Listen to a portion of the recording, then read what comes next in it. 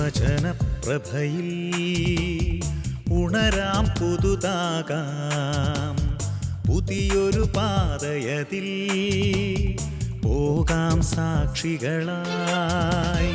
തിരുവചനപ്രഭയിൽ ഉണരാം, പുതുതാകാം, പുതിയൊരു പാതയതിൽ പോകാം സാക്ഷികളായി. പ്രകാശനായ പ്രകാശിത, പ്രകാശനായ പ്രകാശിത, പ്രകാശനായ പ്രകാശിത, പ്രകാശനായ പ്രകാശിത.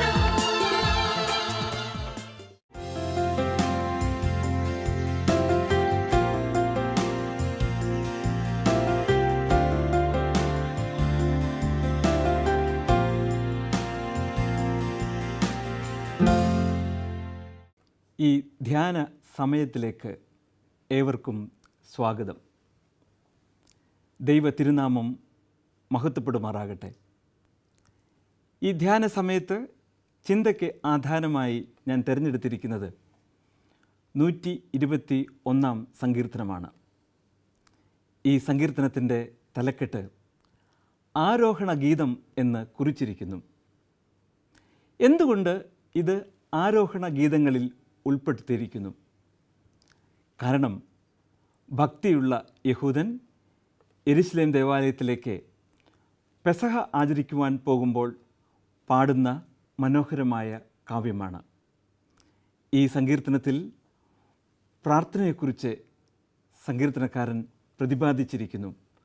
അതുകൊണ്ട് തന്നെ ഈ സങ്കീർത്തനത്തെ ആധാരമാക്കി പ്രാർത്ഥനയെക്കുറിച്ച് ചില ചിന്തകൾ പങ്കിടണം എന്നത്രേ ഞാൻ ആഗ്രഹിക്കുന്നത്.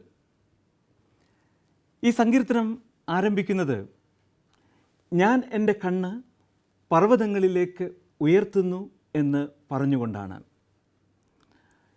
പർവ്വതം ഇവിടെ ദൈവ സാന്നിധ്യത്തെ പ്രതിനിധാനം ചെയ്യുന്നു. ഭക്തിയുള്ള യഹൂദൻ വിശ്വസിച്ചിരുന്നത് യെരുശലേം ദേവാലയത്തിൽ ദൈവ സാന്നിധ്യം നിറഞ്ഞു നിന്നിരുന്നു എന്നാണ്. അതുകൊണ്ട് സങ്കീർത്തനക്കാരൻ പ്രാർത്ഥിക്കുകയാണ്, ഞാൻ എൻ്റെ കണ്ണ് പർവ്വതങ്ങളിലേക്ക് ഉയർത്തുന്നു. ഒരു ദൃഢനിശ്ചയത്തോടു കൂടെയുള്ള വരികളാണ് ഈ സങ്കീർത്തനത്തിൻ്റെ പ്രാരംഭവാക്യമായി നാം കാണുന്നത്. ഞാൻ ദൈവത്തോട് പ്രാർത്ഥിക്കും. ഒരു ഉറച്ച തീരുമാനം, ഒരു വിശ്വാസത്തിൻ്റെ പ്രതിഫലനം ഈ വരികളിൽ നമുക്ക് ദർശിക്കുവാൻ കഴിയും. സങ്കീർത്തനക്കാരൻ നമ്മോട് വ്യംഗ്യമായി പ്രഖ്യാപിക്കുകയാണ്, പ്രാർത്ഥനയിൽ പൂർണ്ണമായ വിശ്വാസവും പ്രാർത്ഥനയുടെ ഫലത്തിൽ പൂർണ്ണമായ നിശ്ചയവും ആവശ്യമാണ് എന്ന്. ഇത് പറയുമ്പോൾ എൻ്റെ മനസ്സിൽ എവിടെയോ വായിച്ച ഒരു കഥ ഓർമ്മ വരികയാണ്. വരൾച്ച കൊടുമ്പിരി കൊണ്ടിരുന്ന ഒരു ഗ്രാമത്തിൽ ജനങ്ങൾ ദാഹജലത്തിന് വല്ലാതെ വലഞ്ഞു. ആ നാട്ടിലെ എല്ലാവരും ചേർന്ന് ആ ഗ്രാമത്തിലെ ദേവാലയത്തിൻ്റെ വികാരിയുടെ അടുത്ത് ചെന്ന് പറഞ്ഞു, നമുക്ക് മഴയ്ക്ക് വേണ്ടി പ്രാർത്ഥിക്കണം എന്ന്. അങ്ങനെ അച്ഛൻ ആ ഗ്രാമത്തിലെ എല്ലാ വിശ്വാസികളോടും ചേർന്ന് പ്രാർത്ഥനയ്ക്ക് വേണ്ടി ഒരു ദിവസം കണ്ടെത്തുകയാണ്. ദാഹജലത്തിനു വേണ്ടി കേഴുന്ന ജനം ദേവാലയത്തിൽ തടിച്ചുകൂടി. എല്ലാവരും പ്രാർത്ഥിക്കാനായിട്ട് ഒരുങ്ങിയിരിക്കുമ്പോൾ ഒരു കൊച്ചു ബാലൻ, അവൻ്റെ കയ്യിൽ വലിയ ഒരു കുടയുണ്ട്. ആ കുട അവൻ്റെ കക്ഷത്തിൽ തിരുകിക്കൊണ്ട് അവൻ ആ ജനത്തിൻ്റെ നടുവിലൂടെ ദേവാലയത്തിൻ്റെ മുൻനിരയിലേക്ക് വരികയാണ്. അവൻ്റെ ആകാരവും അവൻ്റെ കയ്യിലിരിക്കുന്ന കുടയും അവിടെ കൂടിയിരിക്കുന്ന ജനങ്ങൾക്ക് ഒരു കൗതുക കാഴ്ചയായിരുന്നു. അച്ഛന് പോലും. എല്ലാവരും അവനെ ശ്രദ്ധിച്ചു. അച്ഛൻ അവനോട് ചോദിച്ചു, മോൻ എന്തിനാണ് കയ്യിൽ ഒരു വലിയ കുട കരുതിയത്? ഇത് മഴയുടെ സമയമല്ലല്ലോ. ആ ബാലൻ അച്ഛനോട് പറഞ്ഞു, അച്ഛാ, ഇന്ന് നാം എവിടെ എന്തിനു വേണ്ടിയാണ് കൂടിയിരിക്കുന്നത്? മഴയ്ക്ക് വേണ്ടി പ്രാർത്ഥിക്കാനല്ലേ? ഇന്നത്തെ നമ്മുടെ പ്രാർത്ഥന കഴിയുമ്പോൾ ദൈവം നമുക്ക് മഴ തരും. മടങ്ങിപ്പോകുമ്പോൾ മഴയ്ക്ക് കുട ആവശ്യമാണല്ലോ എന്ന്. അച്ഛനെ പോലും ലജ്ജിപ്പിച്ച ഒരു ഉത്തരം, വിശ്വാസത്തിൻ്റെ യുക്തമായ ഒരു മറുപടി. ആ കഥയിൽ പറയുന്നത്, പ്രാർത്ഥനയ്ക്കൊടുവിൽ ശക്തമായ പേമാരി ഉണ്ടായി. അച്ഛൻ ജനത്തോടായി പറഞ്ഞു, വിശ്വാസത്തിൻ്റെ പ്രാർത്ഥന ദൈവം കേൾക്കും. ഈ കൊച്ചു ബാലൻ വിശ്വാസത്തോടുകൂടെ പ്രാർത്ഥിക്കുവാനായിട്ട് ഒരുങ്ങിയത് തീർച്ചയായും പ്രാർത്ഥനയുടെ മറുപടിയായി നമുക്ക് കണക്കാക്കാം. സങ്കീർത്തനക്കാരൻ ഇവിടെ പറയുകയാണ്, ഞാൻ ദൈവത്തോട് പ്രാർത്ഥിക്കുന്നു. തുടർന്നുള്ള വാക്യങ്ങളിൽ നാം ശ്രദ്ധിക്കുന്നത്, എന്തിനാണ് പ്രാർത്ഥിക്കുന്നത്? വൈ ഡു ഐ പ്രേ? എന്തുകൊണ്ട് ഞാൻ പ്രാർത്ഥിക്കുന്നു? കവി തുടർന്നുള്ള വാക്യങ്ങളിൽ പ്രാർത്ഥനയ്ക്കുള്ള കാരണം വിശദമാക്കുകയാണ് ചെയ്യുന്നത്. ഒന്നാമതായി, എന്തുകൊണ്ട് പ്രാർത്ഥിക്കുന്നു എന്ന് പറയുമ്പോൾ അതിന് മറുപടി നൽകുന്നത് ഇങ്ങനെയാണ്, പ്രാർത്ഥന കേൾക്കുന്ന ദൈവം സർവശക്തനായിട്ടുള്ള ദൈവമാണ്. അവിടെ ഉപയോഗിച്ചിരിക്കുന്ന പദം, എനിക്ക് സഹായം ആകാശത്തെയും ഭൂമിയുണ്ടാക്കിയ യഹോവെങ്കിൽ നിന്ന് വരുന്നു എന്നാണ്. വ്യംഗ്യമായ രീതിയിൽ ആലങ്കാരികമായി സങ്കീർത്തനക്കാരൻ മറുപടി പറയുകയാണ് എന്തുകൊണ്ട് പ്രാർത്ഥിക്കുന്നു എന്നതിന്.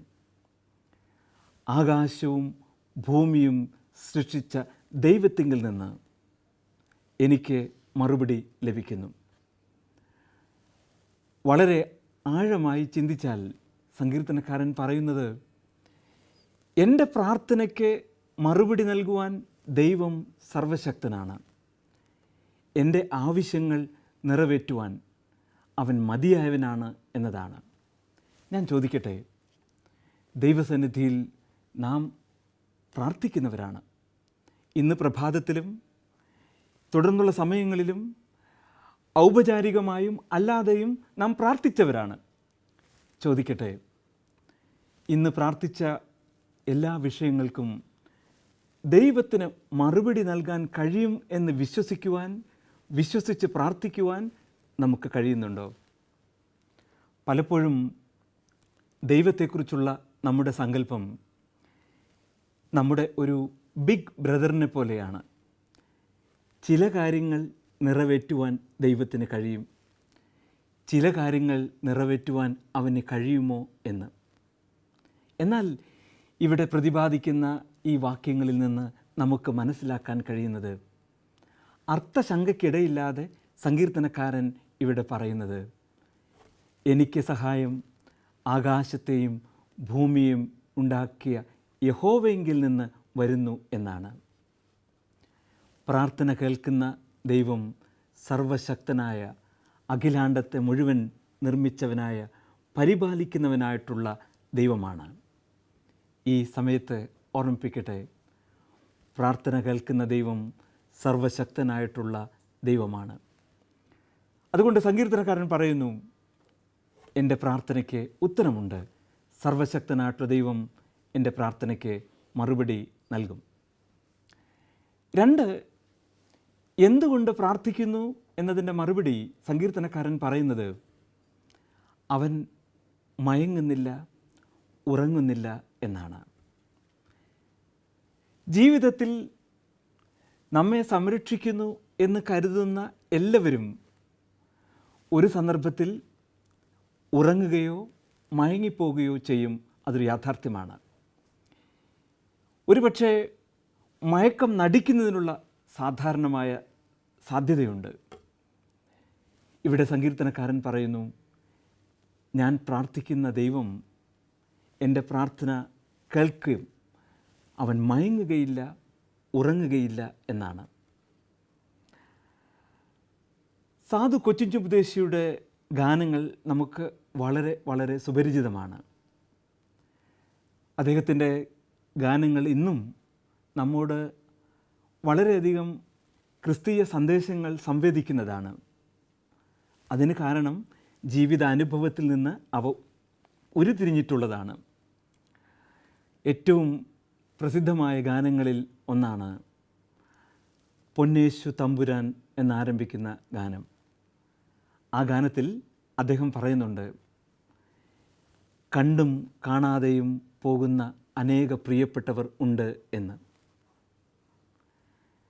ജീവിതത്തിൻ്റെ വേദന നിറഞ്ഞ അനുഭവത്തിൻ്റെ മധ്യത്തിൽ കരുതുമെന്ന്, തന്നെ താങ്ങുമെന്ന് കരുതിയവർ കണ്ടും കാണാതെയും പോകുന്നതായ ജീവിത സാഹചര്യം ഉപദേശി ഹൃദയവർജകമായി, ഹൃദയ വേദന ഉളവാക്കുന്ന അനുഭവമായി കാണുകയാണ്.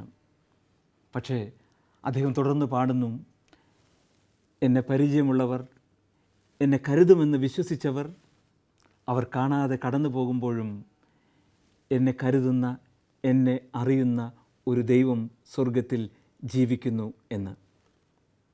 നമ്മുടെ ആശാക്രമത്തിലെ പ്രാർത്ഥനാ പുസ്തകത്തിൽ നാം പ്രാർത്ഥിക്കുന്ന ഒരു പ്രാർത്ഥനയുണ്ട്. ആ പ്രാർത്ഥനയിൽ ദൈവത്തെ അഭിസംബോധന ചെയ്യുന്നത് ഇങ്ങനെയാണ്, ഉറക്കമില്ലാത്ത ഉണർവുള്ളവനായിട്ടുള്ള ദൈവമേ. പലപ്പോഴും നമ്മുടെ ജീവിത സാഹചര്യങ്ങളിൽ പലരിൽ നിന്നും പലതരത്തിലുള്ള സഹായങ്ങളും നാം പ്രതീക്ഷിക്കും. പക്ഷേ അവർ പലരും നമ്മെ പ്രതീക്ഷിക്കാതെ കടന്നു പോകുന്ന സാഹചര്യം നമ്മുടെ ജീവിതത്തിൽ സംജാതമാകുക സാധാരണമാണ്. സങ്കീർത്തനക്കാരൻ ഇവിടെ പറയുകയാണ്, ലോകത്തിലുള്ള സമസൃഷ്ടങ്ങളിൽ നിന്ന് വ്യത്യസ്തമായി എൻ്റെ ജീവിതത്തെ അറിയുന്ന, ഏത് സമയത്തും എൻ്റെ പ്രാർത്ഥന കേൾക്കുന്ന, ഉറങ്ങാത്ത, മയക്കം നടിക്കാത്ത ഒരു ദൈവമുണ്ട്. ആ ദൈവത്തോടാണ് ഞാൻ പ്രാർത്ഥിക്കുന്നത് എന്ന്. ഒരിക്കൽ കൂടെ നമുക്ക് വിശ്വാസത്തിൽ ഉറയ്ക്കാം. പ്രാർത്ഥന കേൾക്കുന്ന ദൈവം മയക്കമില്ലാതെ, ഉറക്കമില്ലാതെ നമ്മുടെ ജീവിതത്തിൽ ജാഗ്രതയുള്ള ദൈവമാണ് എന്ന് നമുക്കൊരിക്കൽ കൂടെ ഓർമ്മിക്കാം. 3, വൈ ഡു ഐ പ്രേ? ഞാൻ എന്തുകൊണ്ടാണ് പ്രാർത്ഥിക്കുന്നത് എന്നതിന് സങ്കീർത്തനക്കാരൻ ഈ സങ്കീർത്തനത്തിൽ നൽകുന്ന 3ാമത്തെ ഉത്തരം, അവൻ എൻ്റെ വലത്തുഭാഗത്ത് തണൽ, തുണ എന്നാണ്. വേദപുസ്തകത്തിൽ വലഭാഗം വളരെ പ്രാധാന്യമുള്ളതാണ്. കർത്താവിൻ്റെ ഉപമകളിൽ നമുക്ക് ഈ വലത്തുഭാഗത്തെ ശ്രേഷ്ഠതയെക്കുറിച്ച് മനസ്സിലാക്കാൻ സാധിക്കും. വലത്തുഭാഗത്തിന് മറ്റൊരു പ്രത്യേകത ഞാൻ കാണുന്നുണ്ട്. യുദ്ധരംഗങ്ങളിലൊക്കെ ശക്തിയുള്ള പടക്കുതിരകളെയാണ് വലത്തുഭാഗത്ത് വയ്ക്കുക. നമ്മുടെ നാട്ടിൽ കാളവണ്ടിയും കാളകളെ ഉപയോഗിച്ചുള്ള കൃഷിയുമൊക്കെ സാധാരണമായിരുന്ന കാലഘട്ടത്തിൽ ശക്തിയുള്ള കാളകളെയാണ് പലപ്പോഴും വലത്തുഭാഗത്ത് വയ്ക്കുക. എന്താണ് അതർത്ഥമാക്കുന്നത്? ഭാരം വലിക്കുന്ന ഈ വാഹനം തളർന്നു പോകാതെ, ഇടയ്ക്ക് വെച്ച് ക്ഷീണിച്ചു പോകാതെ മുൻപോട്ട് നയിക്കേണ്ടത് ആവശ്യമാണ്.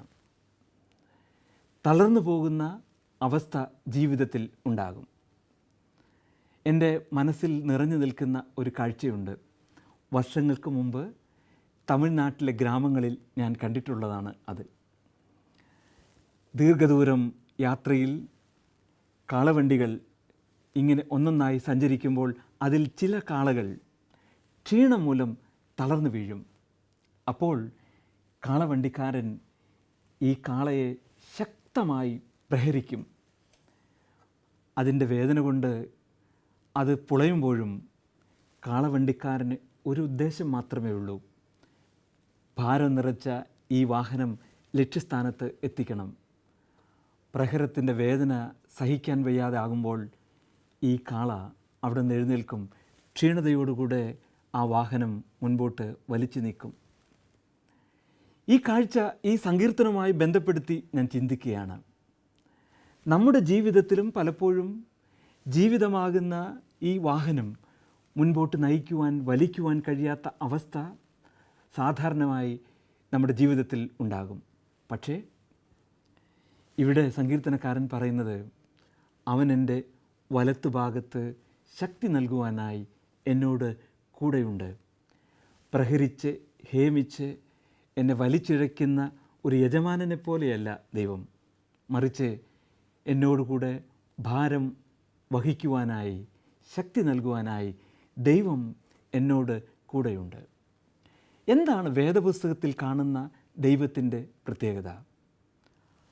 വേദപുസ്തകത്തിൽ നാം കാണുന്ന യേശുവിലൂടെ വെളിപ്പെട്ട ദൈവത്തിൻ്റെ പ്രത്യേകത, അവൻ നമ്മോട് കൂടെ ഇരിക്കുന്ന ഇമ്മാനുവേലായ ദൈവമാണ്. സങ്കീർത്തനക്കാരൻ പറയുന്നു, ജീവിതയാത്രയിൽ എൻ്റെ ഭാരങ്ങളെ വഹിക്കുവാനായി എനിക്ക് ശക്തി നൽകുവാനായി ദൈവം എൻ്റെ വലത്തുഭാഗത്ത് തുണയായി ഉണ്ട് എന്ന്. യേശു പറഞ്ഞു, അധ്വാനിക്കുന്നവരും ഭാരം ചുമക്കുന്നവരുമായുള്ളവരെ, നിങ്ങൾ എൻ്റെ അടുക്കൽ വരുവിൻ, ഞാൻ നിങ്ങളെ ആശ്വസിപ്പിക്കാം എന്ന്. സങ്കീർത്തനക്കാരൻ ഇവിടെ പറയുകയാണ്, എന്തുകൊണ്ടാണ് ഞാൻ പ്രാർത്ഥിക്കുന്നത്? ഈ ദൈവം ശക്തി നൽകുവാനായി എന്നോടുകൂടെ എൻ്റെ വലത്തുഭാഗത്ത് ഉണ്ട്. നാലാമതായി സങ്കീർത്തനക്കാരൻ പറയുകയാണ്, വൈ ഡു ഐ പ്രേ? എന്തുകൊണ്ട് ഞാൻ പ്രാർത്ഥിക്കുന്നു?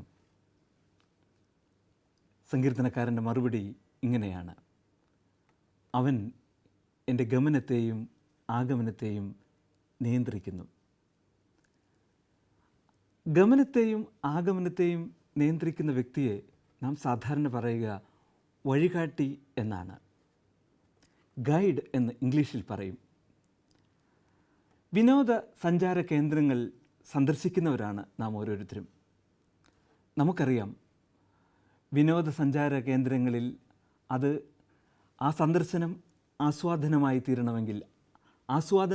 തീരണമെങ്കിൽ ഒരു പരിചയമുള്ള വഴികാട്ടിയുടെ ആവശ്യം അത്യന്താപേക്ഷിതമാണ്.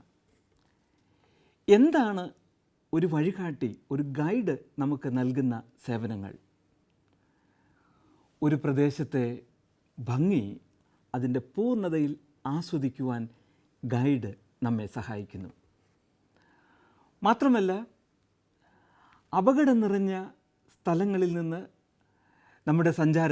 നമ്മുടെ സന്ദർശനത്തെ ഒഴിവാക്കുന്നതിന് ഈ ഗൈഡ് നമ്മെ സഹായിക്കും. സങ്കീർത്തനക്കാരൻ പറയുകയാണ്, ഓരോ ചുവടിലും വഴികാട്ടിയായി ദൈവം, സർവശക്തനായിട്ടുള്ള ദൈവം എന്നോട് കൂടെയുണ്ട്, അതുകൊണ്ടാണ് ഞാൻ പ്രാർത്ഥിക്കുന്നത് എന്ന്. എത്ര മനോഹരമായ ആശയമാണ്. നമുക്ക് 23-ാം സങ്കീർത്തനത്തിലേക്ക് ഒന്ന് തിരിഞ്ഞു നോക്കാം. അവിടെ സങ്കീർത്തനക്കാരൻ പറയുന്നത് സമാനമായ മറ്റൊരു ചിന്തയാണ്. അവിടെ ദാവീദ് പറയുന്നത് ഇങ്ങനെയാണ്, യഹോവ എൻ്റെ ഇടയനാകുന്നു. തന്നെ വഴി നടത്തുന്നവനായ ഇടയൻ തന്നോട് കൂടെയുണ്ട് എന്ന് പറഞ്ഞതിന് ശേഷം സങ്കീർത്തനക്കാരൻ പറയുകയാണ്, പച്ചയായ പുൽപ്പുറങ്ങളിലേക്ക് അവൻ എന്നെ നയിക്കുന്നു. സ്വസ്ഥതയുള്ള വെള്ളത്തിനരികത്തേക്ക് അവൻ എന്നെ നടത്തുന്നു. എൻ്റെ പ്രാണനെ അവൻ തണുപ്പിക്കുന്നു. മറ്റൊരു രീതിയിൽ പറഞ്ഞാൽ, യഹോവ ദൈവം വഴികാട്ടിയായി കൂടെയുള്ളപ്പോൾ ജീവിതം അതിൻ്റെ പൂർണ്ണതയിൽ ആസ്വദിക്കുവാൻ കഴിയുന്നു എന്ന് വളരെ സുവ്യക്തമായി പ്രഖ്യാപിക്കുകയാണ്. അതുമാത്രമല്ല, അവിടെ സങ്കീർത്തനക്കാരൻ പറയുന്നുണ്ട്, കൂരിരുൾ താഴ്വരയിൽ കൂടി നടന്നാലും ഞാൻ ഒരനർത്ഥവും ഭയപ്പെടുകയില്ല, നീ എന്നോട് കൂടെ ഇരിക്കുന്നുവല്ലോ. വഴികാട്ടിയായ ദൈവം സുന്ദരമായ കാഴ്ചകൾ കണ്ട് ആസ്വദിക്കുവാൻ നമ്മെ സഹായിക്കുന്നു എന്ന് മാത്രമല്ല, അപകടം നിറഞ്ഞ സാഹചര്യങ്ങളിൽ സന്തത സഹചാരിയായി നമ്മോടുകൂടെ യാത്ര ചെയ്യുകയും അപകടം നിറഞ്ഞ മേഖലകളിൽ നമ്മെ സഹായിക്കുവാനായി ഒരുമ്പെടുകയും ചെയ്യുന്നു.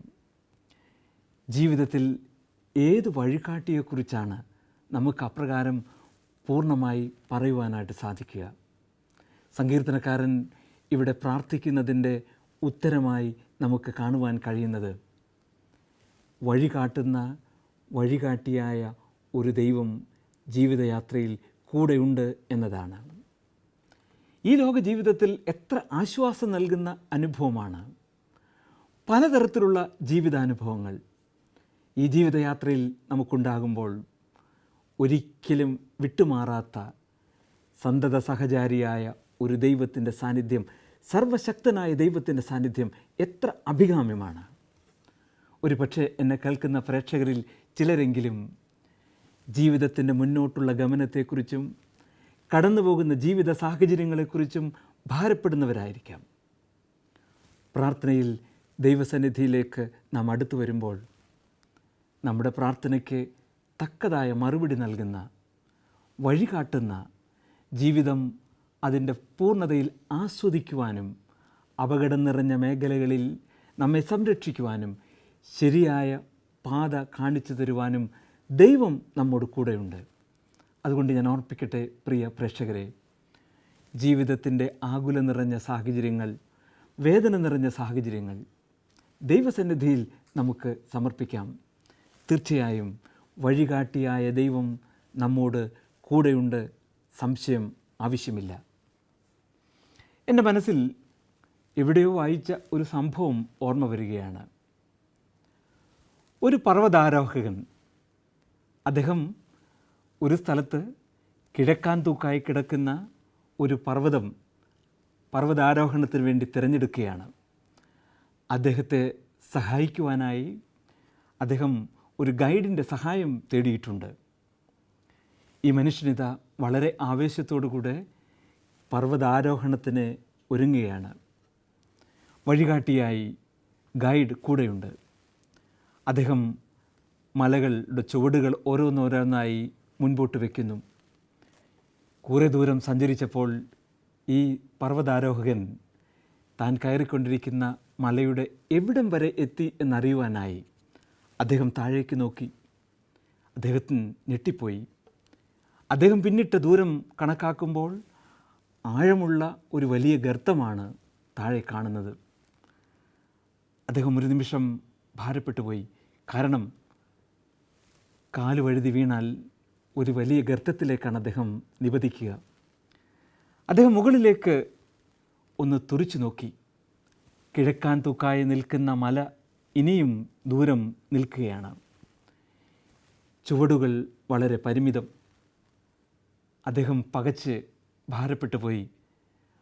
പകച്ച ഈ വിനോദസഞ്ചാരി തൻ്റെ ഗൈഡിൻ്റെ മുഖത്തേക്ക് പകച്ചു നോക്കുകയാണ്. ചിരകാല പരിചയസമ്പന്നനായിട്ടുള്ള ഈ വഴികാട്ടിക്ക് തൻ്റെ വിനോദസഞ്ചാരിയുടെ ഭാവം മനസ്സിലായി. പകച്ചു നിൽക്കുന്ന ആ വിനോദസഞ്ചാരിയുടെ മുൻപിലേക്ക് തൻ്റെ ബലിഷ്ഠമായ കരങ്ങൾ നീട്ടിക്കൊണ്ട്, അദ്ദേഹത്തെ ധൈര്യപ്പെടുത്തിക്കൊണ്ട്, ആത്മവിശ്വാസം പകർന്നുകൊണ്ട് ഈ വഴികാട്ടി ഇങ്ങനെ പറഞ്ഞു: സ്നേഹിത, ഭയപ്പെടേണ്ട, ഈ കൈകളിൽ പിടിച്ചുകൊള്ളുക. ഈ കൈകളിൽ പിടിച്ച് മല കയറിയവർ, പർവ്വതം ആരോഹണം ചെയ്തവർ ആരും താഴെ വീണു പോയിട്ടില്ല. കഴിഞ്ഞ 25 വർഷമായി ഈ പർവ്വതം കയറുന്നതിനു വേണ്ടി സഹായിക്കുന്ന ഒരു വഴികാട്ടിയാണ് ഞാൻ. ആരെയും ഈ കൈകളിൽ ആശ്രയിച്ചതിന് ശേഷം പരാജയപ്പെട്ടിട്ടില്ല. ധൈര്യമായി ഈ കരങ്ങളിൽ പിടിച്ചുകൊള്ളുക എന്ന്. ഈ സഞ്ചാരിക്ക് വളരെ സന്തോഷവും ധൈര്യവും ഉണ്ടാകുവാൻ കാരണമായി തീർന്നു. അദ്ദേഹം ആ പർവ്വതാരോഹണം വിജയകരമായി പൂർത്തീകരിച്ചു.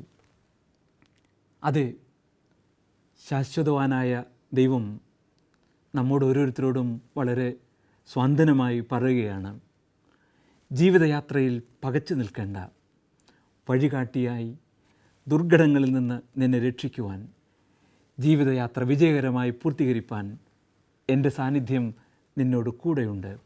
കർത്താവ് പറഞ്ഞു, ഞാൻ നല്ല ഇടയനാകുന്നു.